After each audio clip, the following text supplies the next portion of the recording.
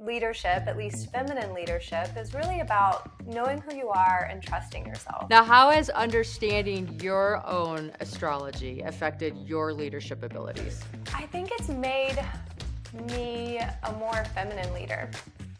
I think it's made me realize the difference between what is true leadership and what have we mistaken as. Hey, so today on the podcast, I have Elizabeth Clark, who's an astrologist, intuition, leadership coach. It's been kind of fun talking to her. She does have a little woo-woo take on things, but I do feel we all could use a little woo-woo in our life. She helps us in this episode learn how to hone our intuition. So you'll get to listen in and learn methodologies to do that. She talks about how astrology can play a role into knowing who you are, the different leadership styles that they are. Not one is bad, not one is good. It's just understanding like, oh, here's how I like to make decisions, or here's how I need to move forward. And if you're blocked in different areas in your life, different things to consider or try or understand to help you navigate through those. Because we all get to points where we're self-sabotaging. And that is not fun. I've been there where I have a goal I want to achieve, and then something's getting in the way, and I keep cutting myself short. So, really, just getting quiet, learning how to listen to yourself and understand what you truly desire and how to bring that to life. So, listen in on the episode, see what you learn, and let us know what you like. All right, friends, today I have my friend Elizabeth Clark on the show. She is a intuition leadership coach, mixes astrology, intuition into leadership. I actually hired her to do my astrology, which I thought was super fun.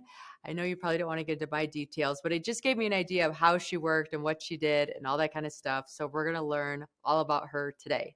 So Elizabeth, thank you for being here. Thank you for having me. Yes, it's so fun. So talk to us about how you got into this line of work. Oh gosh. Well, I have a hard science background. So for a long time, I thought I was going to do something related to, dietetics or holistic healing or something like that. And I did for a while. But I went through my own healing journey as well. I had some chronic illness that I just couldn't figure out. I went to a bunch of different doctors, did a bunch of different treatments, and nothing really worked until I got into what most would consider the woo-woo side of things. Yep. So while I was in grad school, I was researching and heavily steeped in this sort of evidence-based world of, placebo-controlled double-blind studies. And I was having these treatments that weren't even FDA approved by doctors that my parents thought of as witch doctors who were using muscle testing and all kinds of alternative, diagnostic modalities and treatments to heal me. And as I was going through that process, I really started to open my mind up to these two worlds coming together, the science world and the intuition world, or the spiritual world, just all of the things that are supposed to be completely different and disparate are actually kind of the same thing. You have to understand some of these more intuitive, almost artistic ways of looking at things and solving these types of puzzles instead of only coming at them from, this really evidence-based, hard science way. So long story short, I wasn't really fulfilled with doing dietetics. And I love research. I was the director of research and development for a diagnostics lab for a little while. And I really, really loved that. But the thing that I loved about it was using my intuition and working on my leadership skills. So eventually I left that lab and just went into business for myself, mentoring other women and really coming up with my own methodology for getting in touch with your intuition clearly and reliably. And such a big part of that to me is first knowing who you are.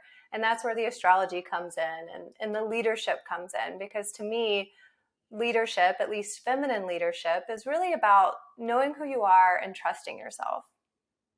There we go. Knowing who you are and trusting yourself is the foundation of so many things, and leadership's one of them, for sure. So how, because of your health experience, then you got turned on to understanding your own intuition a little bit better. How did you build your confidence in that intuition? Oh my gosh, so much practice. And I think that's the thing that's hardest for people to stick with, is that it takes so much practice. You have to take so many risks to actually see that you can trust yourself to take these big risks and make these big moves. And then after you've done it so many times and it worked out, then I think you pretty much trust yourself. Okay. So what were some of the first things that you did to test your intuition that allowed you to build that trust?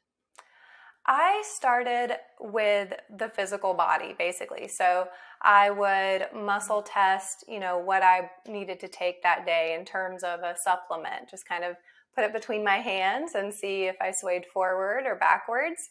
And then there came a time when I didn't even need to put anything in my hand. I just intuitively knew, like, this is when I need to take a little bit more of this, or I don't need to take this right now.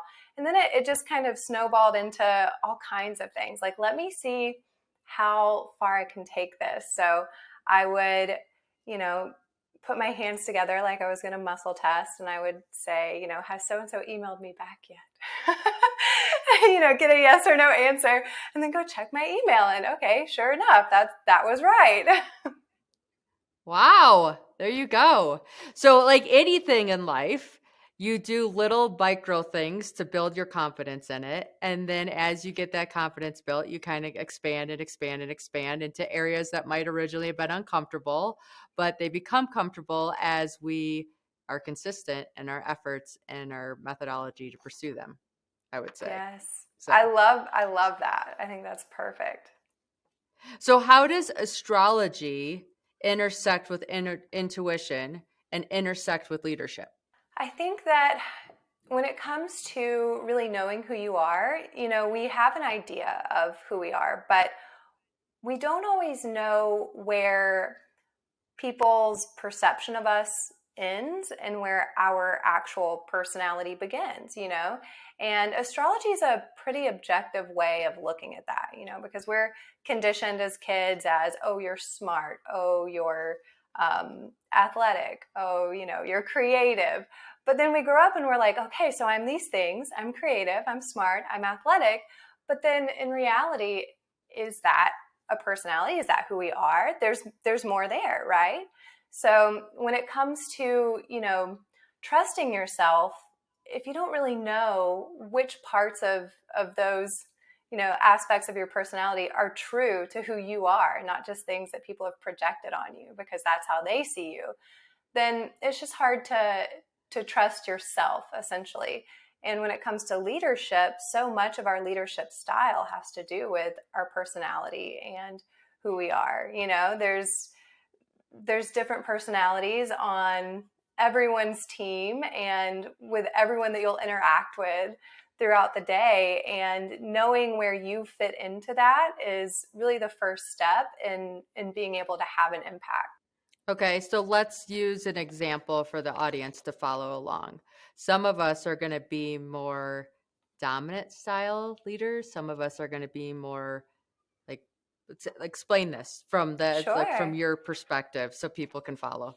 Sure. So I think of it as 5 distinct archetypes, and they're all based on planetary energies. And you have one that is more of the go-getter, kind of domineering type. Like, they just wake up and they're motivated. They don't need anything to be motivated. Then you have one that really wakes up so that they can have connection with everyone else. And that's more of the kind of motherly, more like moon related energy, very feminine. And it's going to be a very feminine style of leadership where we want everyone's opinion, before we move forward, and everybody's opinion is equal. And that works for, moon ruled people. Yeah. And then you have leaders who are really good communicators and really good at marketing, and they're the ones who want to be making the PowerPoint presentation, or the podcasters even. So let's see, we have the guru, which is kind of the go-getter. We have the moon ruled. We have the alchemist, which is the Mercury ruled. I'm trying to think off the Yeah, top of right. my head. Oh yeah, there's the setter, the Venusian leader, and this is another really feminine style of leadership that's kind of based off of how I see it in astrology. And this is someone who kind of has the assist, like they set other people up for the win. So they're a little bit behind the scenes and they may not get the credit. They're much more receptive, so a lot of their role as a leader is to just hear what's going on and feel what's going on and then react to that. Whereas like the guru, the first archetype that we talked about, is more so going to take action regardless of what they're hearing or feeling into. They just have this knowing that this is the way to go. They're kind of the visionaries of the zodiac. Yeah, yeah. And I like it because it's not necessarily saying any one of those leadership styles is bad. It's just understanding like, oh, this is the leadership style that I am. So if this is who I am, it gives yourself permission to be, okay, this is how I'm going to operate, or this is how I collect information, or it's very important for me to communicate or collect or to reflect before I actually take a step forward. And understanding what your leadership style is based on your beliefs has to do with what your astrology is and how you came into this earth to share your talents, and then honing that intuition aspect so that you can be the best leader that you could be. Yes, exactly. Exactly. Because, I mean, let's take the realist, for example. They're more so into systems and they're a very reliable type of leader, very down to earth type of leader. If you look at, let's say, the guru archetype and ask them to do something that's more of like the realist type of task, they're going to feel like a fish out of water, and they're not going to be doing a good job as a leader because that's just not what they do.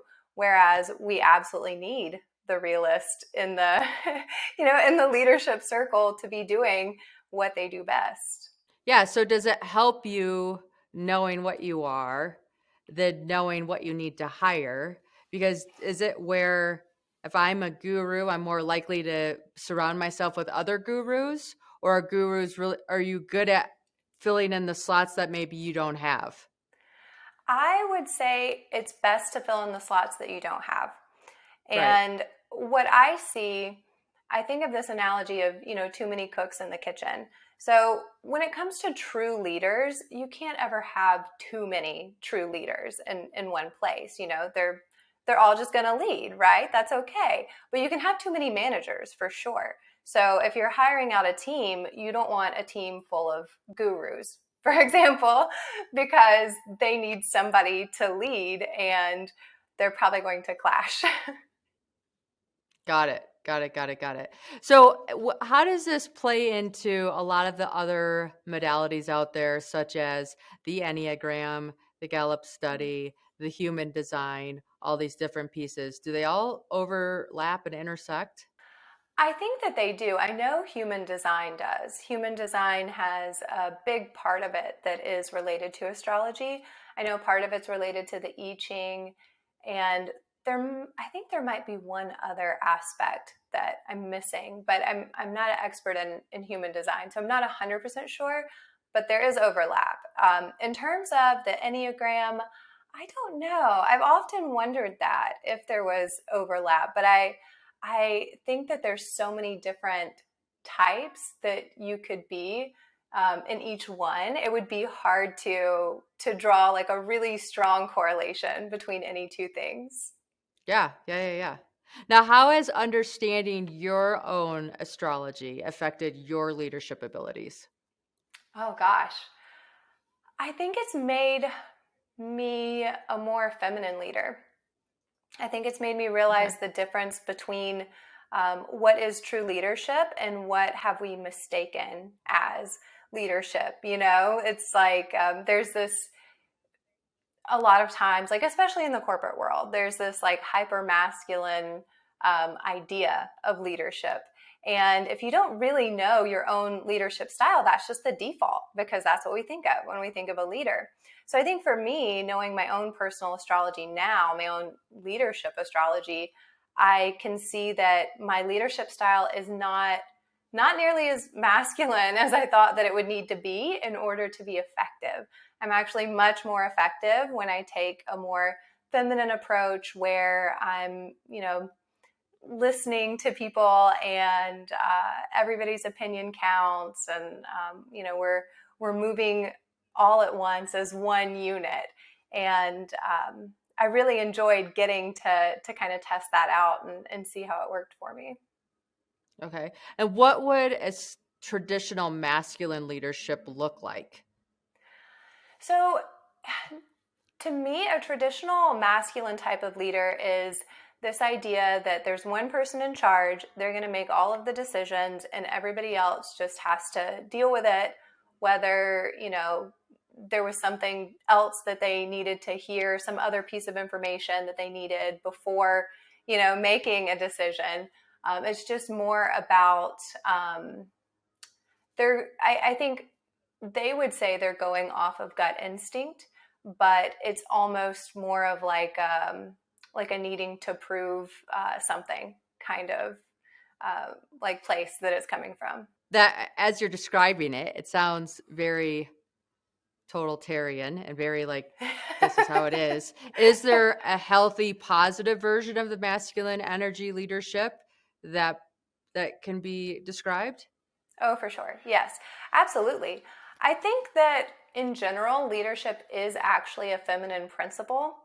Okay. But what I have found is that men can be absolutely great leaders.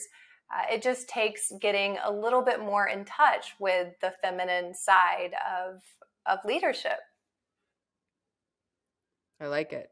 So how do you help your clients develop their intuition and their leadership skills? Well, we always start with the leadership astrology reading, because that just opens up the door. It's like, we don't have to guess. We don't have to do a survey. I can just see it. I can see what's there. So that's the first step. But the second step is really working on feeling your intuition clearly and reliably within your body. So a lot of people don't know you actually can feel your yes or no answer in your body. And intuition has this sort of like nebulous like idea around it, but it's a heavily researched science. It's also an art, but there's a lot of evidence around intuition and how it's actually a function of the body, not something airy fairy or woo woo, even though when I talk about it, sometimes I characterize it that way. So that's step number 2, is we get in the correct posture. We go through the limitations. We, go through some practice and all of the different ways to investigate a question, basically, because that's really where intuition breaks down, I think, is knowing how to investigate your questions, because you'll get some answers that don't seem correct if you don't know how to really investigate in the right way. Because the way I teach intuition is just this binary yes or no. So you really have to put a lot of effort into your questions to get them into a yes or no format. Right. Okay. So you help somebody get a question into a yes or no format. And then how do they feel that in their body, or how does that develop their intuition? So you actually have a strengthening of your core muscles when you say something or think something that's true, and you have a slight weakening of those same muscles when you say or think something that's not true. So what I teach is the sway method. It's kind of like using your body as a pendulum. So you'll stand up straight, kind of a soft knee, not a bent knee, but a soft knee. And you engage your core. You have, nice posture, chest lifted, and you imagine that your ankles are going to be the hinge point. And this is what I like to call the asking mudra. So you'll ask your question.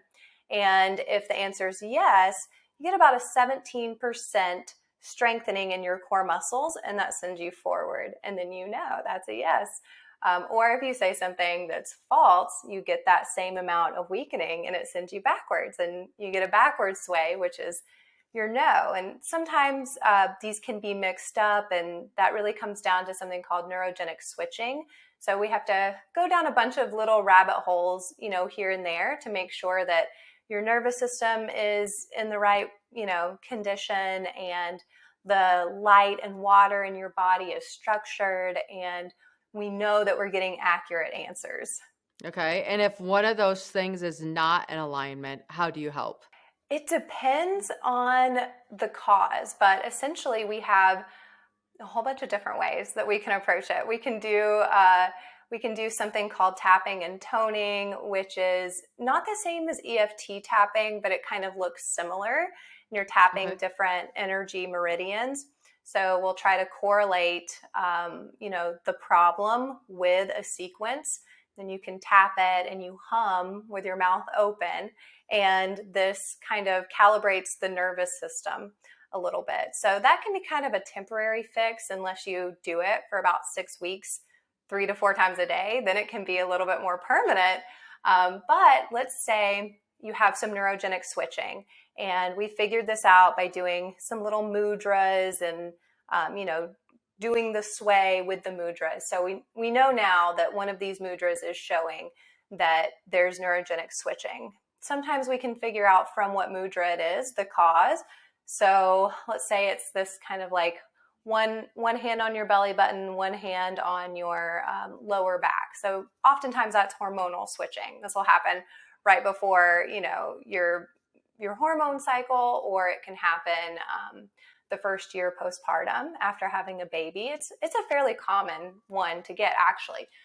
Then we know, okay, we're looking at hormones. So we can go like really deep down the rabbit hole with test kits of estrogen and progesterone, and we can look into that and see what's actually out of balance, or we can do the tapping and the toning. It gets really wild. We could do all kinds of things. We could use lasers.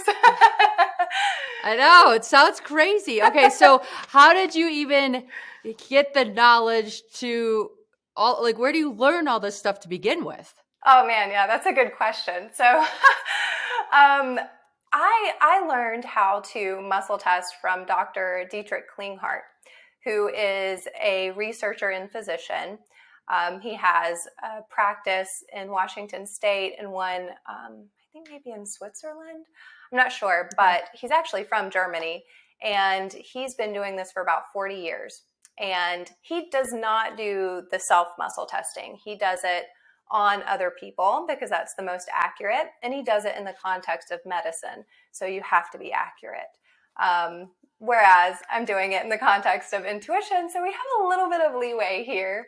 But his methodology is extremely complex and extremely accurate. And there's a lot that I've pulled from his methodologies to adapt to something that's a little bit low stakes compared to what he's doing. He's treating like chronic Lyme and incurable illnesses and a lot of really high stakes stuff. Yeah. Okay, so you learn from him from the muscle testing piece, and the muscle testing piece has allowed you to figure out, okay, this is giving us the wrong answer. So here's some ways that we can evaluate it a little bit deeper to see if you have something flipped in your script per se.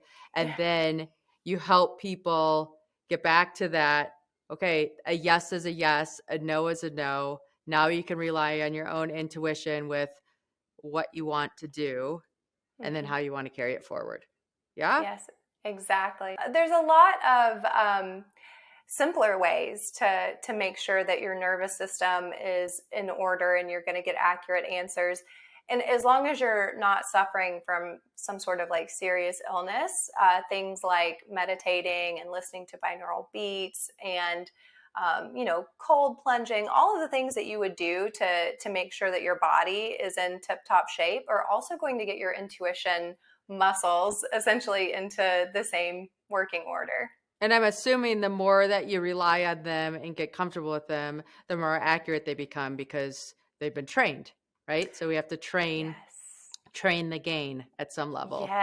Yes, you absolutely do. And research has shown that people who have been muscle testing for 5 years have about 10% more accuracy than people who are just starting out. So the difference goes from about 85% starting out to about 95% after 5 years. Oh, wow. So they even have studies on how accurate this goes. That's amazing. There is an insane amount of research on this, and it's just one of those things where you have to know what you're looking for to find it, because it's kind of a little bit buried. Yeah. Okay. So someone comes to you. Do they have to meet with you physically, or can you go over Zoom and help them with their stuff? We do it all over Zoom. All over Zoom. Okay. And then they hire you to help them with their intuition from a personal and professional standpoint. What are some of the outcomes that you've seen for people as they've been able to develop and hone this muscle? Oh gosh, I'm so glad you asked that, because I have a really big client win that just occurred. So I have a client. She wants to be anonymous because you'll understand why probably. But so she found out that she was not getting paid the same as someone else in her same position. It was a considerable amount, like 20-something% lower. And when we started working together, that was one of her main long-term goals, was that she wanted to get a pay raise, and she wanted it to be at least what this other person in her role was making. And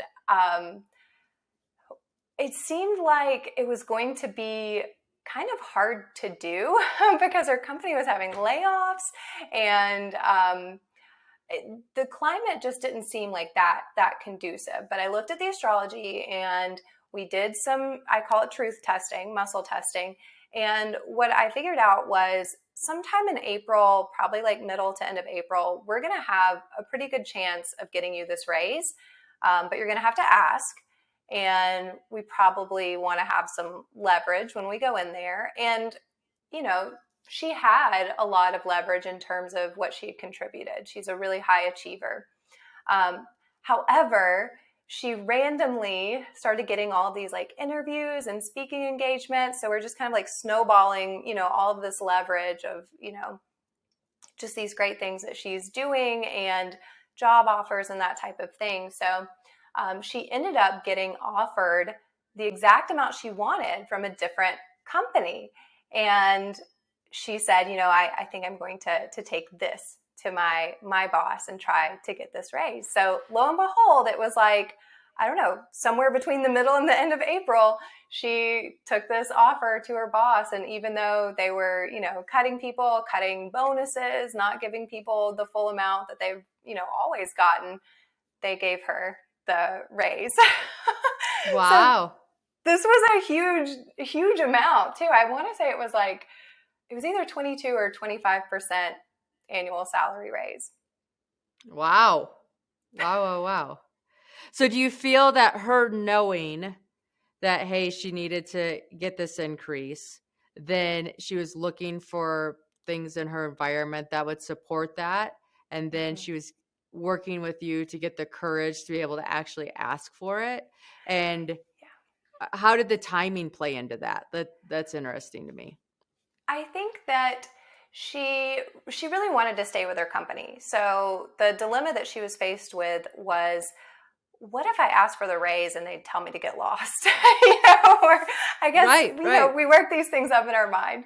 So what we really wanted was to be able to peek behind the curtain and see, like, is there a way that everybody wins? Like, is there a tactful way to do this and, still be happy where you work, but also get paid what you think you're worth, right? Or what you are worth. So the timing part came into play. I can't remember exactly what it was in her astrology, but you can pull up someone's natal chart and then pull up the planets where they are right now, a transit chart. And you can see, okay, well, when this planet comes around, in a few days, it's going to aspect this planet over here. And when you put two and two together, these symbolize, you have a good chance of getting what you want at this time, or you have a good chance of specifically getting more money from your salary at this time, because it can be that specific. So I can't remember exactly what it was, but that's essentially what I saw in her chart was, if you're going to do it, this is the window to do it, because it's probably going to happen. And I remember when she got the offer to interview at the job that actually offered her, the leverage, she wasn't even sure she wanted to take the interview, because that she really wanted to stay where she was, basically. So every move that she was making had to be something within a strategy that would get her to that salary where she was currently working. Anything else would have been a waste of time. So that's kind of where the truth testing came in, is, well, is this a waste of time, or, is it worth it? Okay. Wow. So then now that she's in this position, that she's getting the wages that she desired and she's feeling better about it all, is she still working with you? And if so, what would she be working on next? Yeah, so we're actually, she's one of the women in my Mirror Magic cohort that is starting hopefully this month. We're getting the community started this month, but we may have to wait until June for our first call, because I plan everything according to the astrology.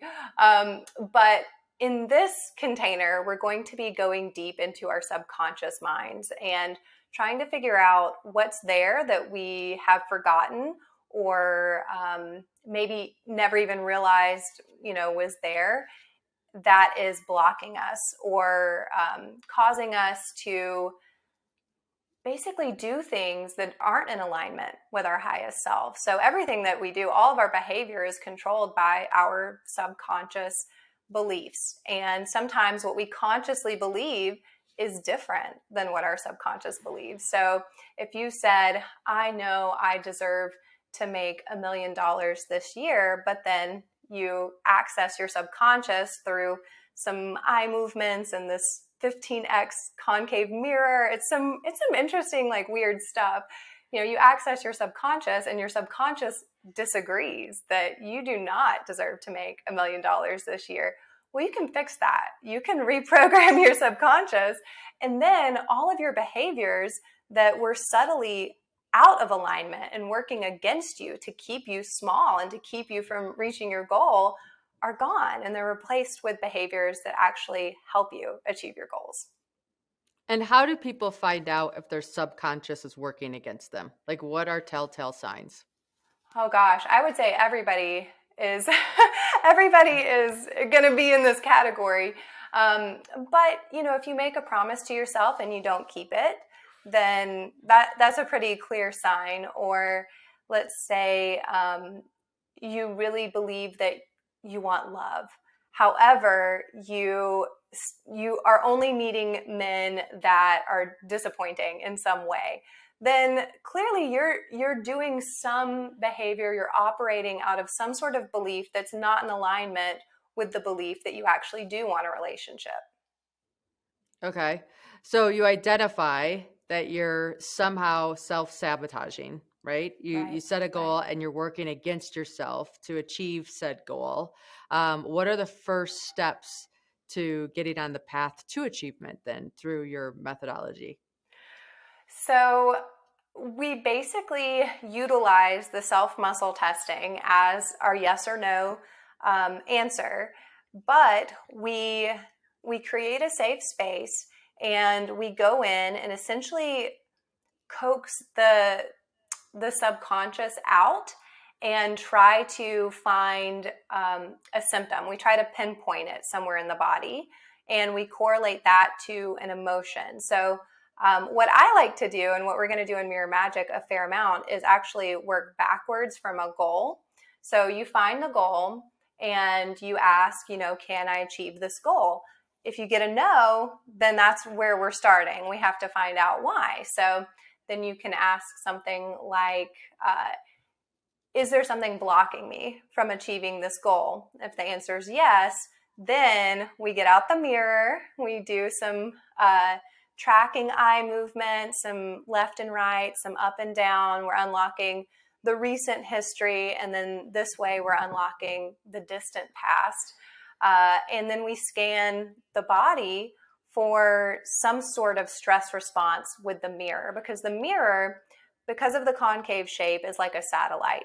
So your light from your body hits the mirror, it's magnified by 15 times, and then it goes back into your body at one concentrated entry point. So if everything's good, no problems, no self-limiting beliefs, you can take that mirror, and after you've kind of like awoken the subconscious, you can hold it in front of your body and you'll continue to get forward sways because your body recognizes the light, everything's good, no problems. But that's not going to happen. You're going to get a backward sway at some point because that light that has just been made 15 times more potent is going to be reflected back to the body in a place where you're storing a self-limiting belief or an emotion. And then you're going to get a backward sway. And then we take this part of the body, let's say it's the kidney. We take it and we cross-reference it to a list of emotions, maybe fear. That's kind of a common one. And then we ask some questions, is this my emotion? Is this someone else's emotion that I'm carrying for them? Is this an ancestor's emotion that's been passed down to me? And sometimes what's limiting us is actually not something that we've experienced. It's something that has been passed down through our DNA. And there's actually a crazy amount of psychoneurobiology research where scientists are trying to simulate this because we know it happens, but we don't know exactly, well, we do know exactly how, but the research is still kind of in its infancy. There's not a huge body of research. So what they'll do is take like fruit flies and just like the mirror is reflecting light, they'll take a light source and shine the light through one fruit fly into another through their eyes and transfer a memory just with a light from one fruit fly to another. And then the fruit fly who never had the same experiences will start demonstrating the same behaviors, like being averse to something that the original fruit fly is afraid of because of an experience that they had. So we have all of these things just kind of like jumbling up our DNA, our wet hard drive, and you don't know what's there until you just peek in there. Wow. Okay. So you peek in there, you start removing these limiting beliefs or these obstacles that are in your way that you're unaware of. How? Right. So, like, all of a sudden you find out in your kidney you're carrying trauma from great grandpa Jack. And now what happens? That's a good question. So then we go into the stage where we reprogram the belief. So we correlate the organ to an emotion, and then we correlate both of those to one of the meridians, the energy meridians, and we establish a sequence that we can tap. And while we're tapping that sequence, we just kind of talk it out verbally. So there's a couple of different versions. You can do it instantly, or you can do it over the course of 6 weeks. And if you do it over the course of 6 weeks, it's kind of like talk therapy. You're just tapping and talking about everything you can think of from that time period. And, you do this 3 to 4 times a day for 6 weeks. So for about 33 seconds each time. So it doesn't take that long. It's just a commitment. So by the end of 6 weeks, you've made all of these wild correlations that you didn't even realize, like, oh yeah, this thing was happening. And it actually imprinted into, my nervous system in this way. And I can see now how this belief is related to this other random thing that was happening while this thing was happening. And then the other option is to do it more instantly,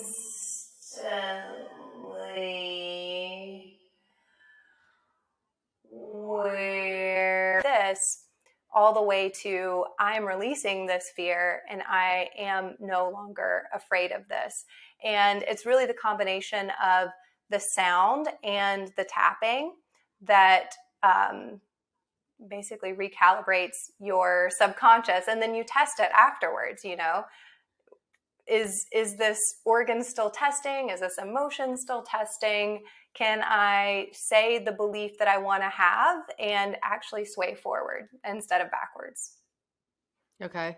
And when, I've heard of this before. So when people, and the interesting thing is when you say it, does it matter what language you say it in? Because you think this has got to be a universal truth for all languages. And so then every different language has different sounds for different words. So it's fascinating to me on how that piece works. That is a really good point. And I've only ever done it in English, but it would have to work in different languages because, again, this is some of Dr. Klinghart's work, and he does speak different languages. But that is a really interesting thing to think about because, we are really kind of casting, different spells into the universe as we talk. So I'm sure there's like a whole like side quest of information that I'm going to go off into now because I'm so curious. Sorry. Yeah. No, it's always, it's because I've traveled to so many parts of the world, and it's interesting to me, the environment and the energy different parts of the world have and how it correlates to the language that they use. Right. So if I think of like Hawaii, it's a very loving and supportive energy and a very loving and supportive language. Well, what I've climbed in Russia, it's very harsh and abrupt, and it's just interesting because you get different feelings in different areas. So I just thought I'd ask about it, see if you knew anything. So, no, that is interesting. I wish I did. Yeah. No, it's fun. Okay, so what advice do you have for listeners here today on developing their intuition and building confidence as a leader? Oh gosh, I would say get in touch with yourself as much as possible. If that means, if you're able to get quiet, get quiet as much as you can. I know with kids, you can't always get quiet. So sometimes getting quiet is actually noisier. Like if you put on your AirPods and listen to binaural beats, you can get in touch with yourself that way for sure. I would say try to sway. Try to see what happens in your body when you say the truth versus a lie, and get used to that feeling and see if you can tap into that feeling even when you're not swaying. And I've had people tell me before that they'll go to reach for something and feel the sway before it's even in their hands. So the more you can get into your body and practice those types of things, the better. And find out where the moon is in its cycle. Your intuition is heightened during a new moon, but it's decreased during a full moon, which seems counterintuitive. But that's what the research has shown. Follow your hormone cycle, find out, when you're ovulating, when you're menstruating, all of these things, again, impact your intuition. When you're ovulating, you have more intuition. And when you're menstruating, you have more fear that you can mistake as intuition. So I'd say get in touch with yourself and really, really start to learn what your body is saying in different situations.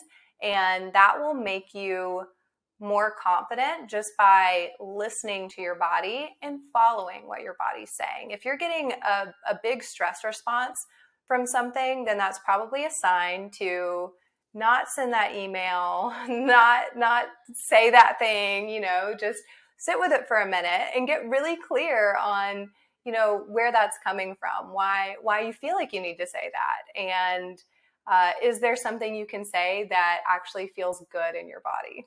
Okay. I like that. So embody your body. Listen to your body. It has so much wisdom. And just test the sway thing that you taught us today. And then understand that things are cyclical. And if you're not in the prime, maybe it's time to just sit with these thoughts for a little bit and think of what our end goal is and how that all plays out. So if somebody is looking to develop their intuition, understand their astrology, obviously you're a go-to person. So how do they find you? How do they connect? And what's the next step? Thank you. I actually have a little 30-minute training that kind of encompasses it all. And that is at, I have to spell it out, it's if you know obsession.com, but it's the abbreviation. So IYK, if you know YK, obsession.com. So it's if you know obsession.com, but it's the acronym for if you know. Okay, perfect. If you know, acronym, obsession.com. You can do a 30-minute training and strengthen this muscle, and then also find out more ways to connect with Elizabeth and develop this side of your leadership skills. Awesome. Thank you so much. Yeah, no, thank you.